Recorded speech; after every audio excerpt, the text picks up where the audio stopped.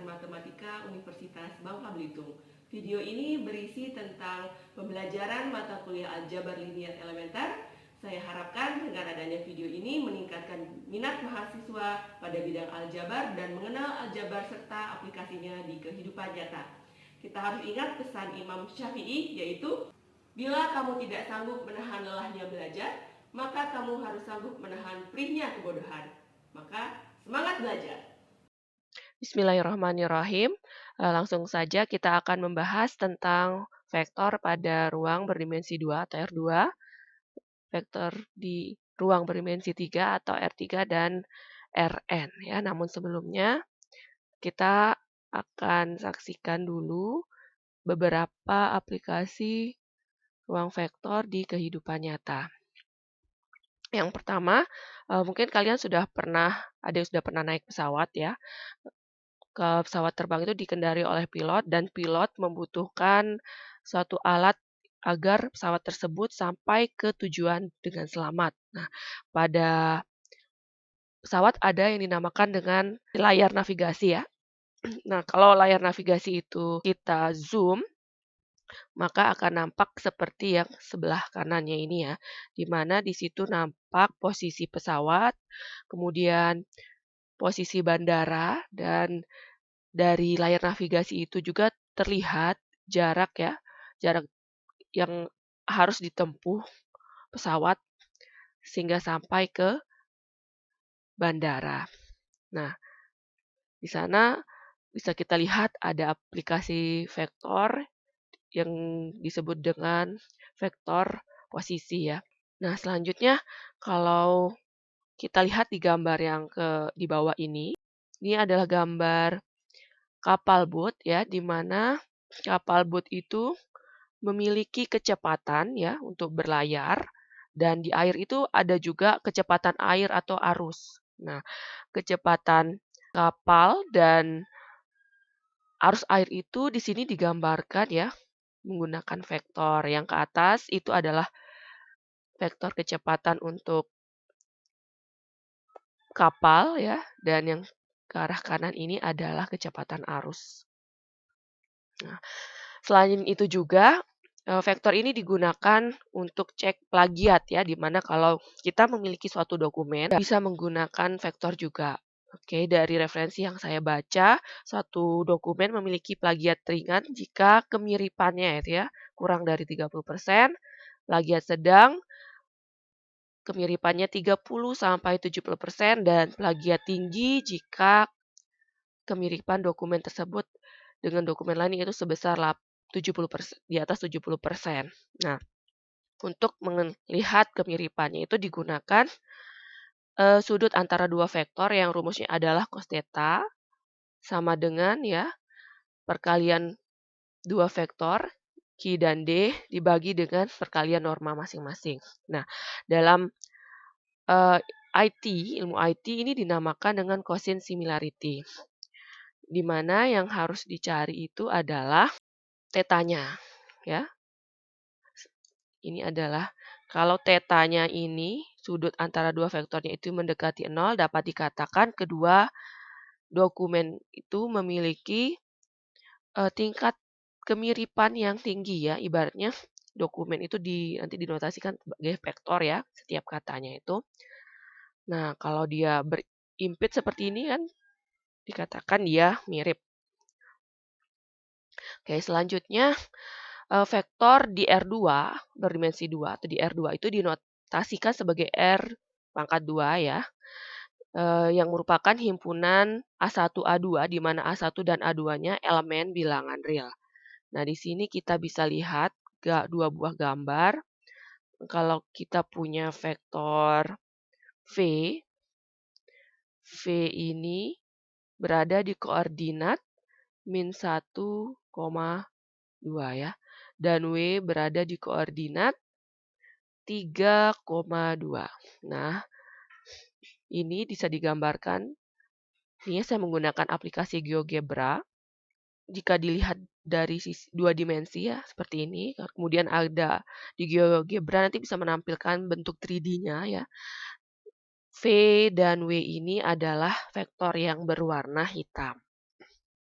Nah, selanjutnya ruang vektor di dimensi 3 atau R3 itu didefinisikan sebagai A1, A2, A3 di mana AI-nya merupakan elemen bilangan real I dari 1, 2, sampai 3.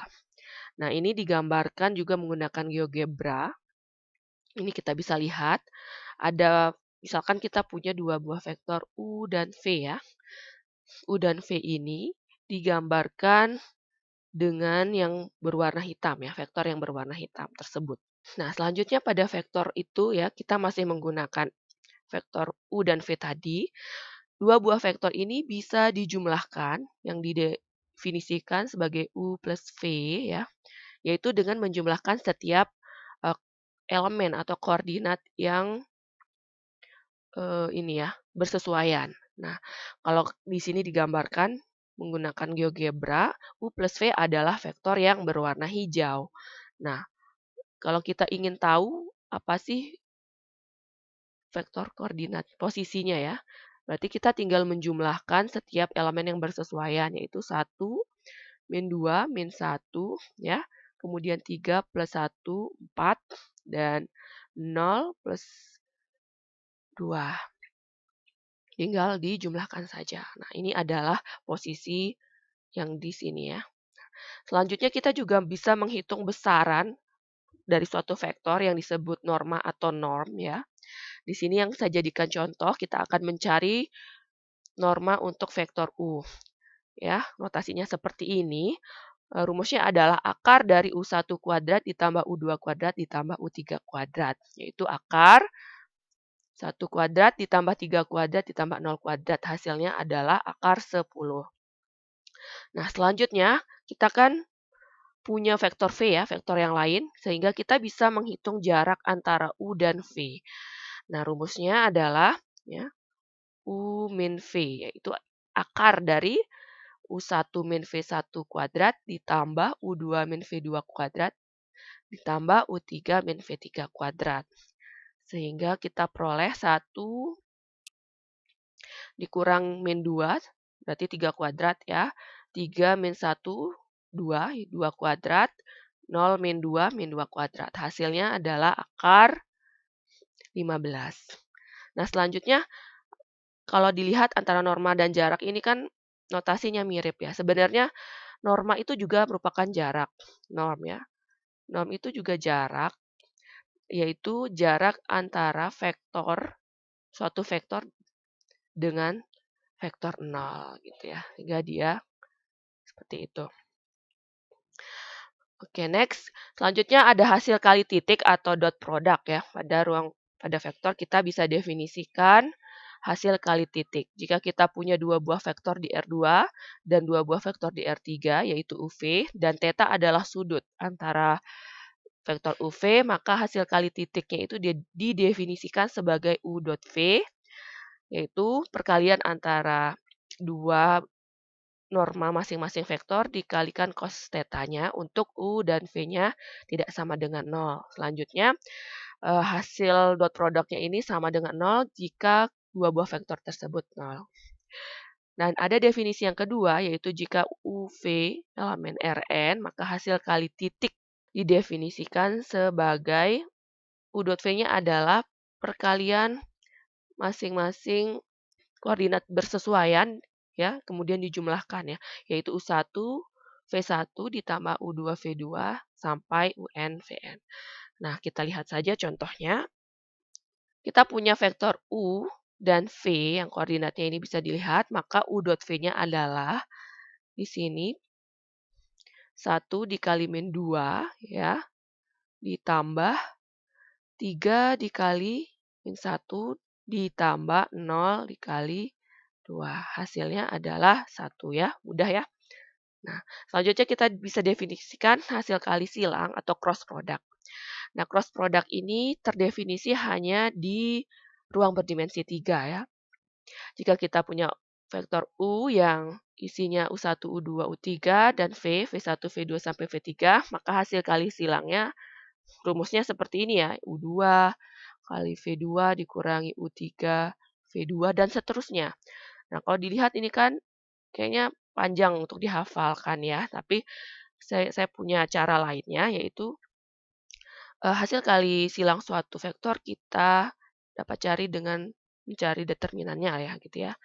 Nah, sebelumnya saya ingin sajikan bahwa U ini bisa ditulis ya, U1, U2, U3 ini dapat disajikan sebagai U1, ini U1i ditambah U2j ditambah U3k. Begitu pula untuk vektor V bisa disajikan sebagai V1i ditambah V2j ditambah V3k. Nah, U dan V ini kita bisa bentuk seperti matriks berukuran 3 kali 3, yaitu yang isinya I, J, K, ya, baris pertama, baris keduanya adalah U1, U2, U3, dan baris ketiganya adalah V1, V2, V3. Ini kita akan cari determinannya. Nah, itu adalah rumusnya. Dengan menggunakan rumus kayak matriks adjoint gitu ya. Pertama kita kayak anggap baris pertama dan kolom pertama ini dihapus gitu ya. Yaitu berarti kita determinan dari U2, U3, dan V2, V3. Ini kan dibuka lagi untuk apa ya, tentang matriksnya ya. Kemudian dikurangi determinan baris pertama dan kolom kedua ini dicoret, berarti kita cari determinan dari U1, U3, V1, V3. Ditambah ya, ini plus minus plus ya. Oke, ini buka kembali buku tentang matriksnya. Sekarang baris pertama dan kolom ketiga kita coret. Artinya kita mencari determinan U1, matriks U2, V1, V2 ya. Nah, ini adalah berarti U2 V3 ya dikurangi U3 V2. Nah, ini dikurangi U1 V3 min U3 V1 ya ditambah U1 V2 ya dikalikan dikurangi U2 V1. Ini sama hasilnya, ini nanti tinggal masuk negatif ini ya, dirubah menjadi min U1 V3 plus U3 V1 ya. Saya yakin kalian paham. Enggak, rumusnya sama. Nah, sekarang kita lihat contoh. Kalau kita punya vektor ini ya, U dan V di R3, kita bisa cari determinannya ya. Pertama, kita anggap ini dicoret ya, berarti determinan dari 0 kali 1, 0 dikurangi 4 kali 1 min 4i ya. Nah, selanjutnya yang ini kita anggap ini baris pertama dan kedua min 1 ya. Dan ditambah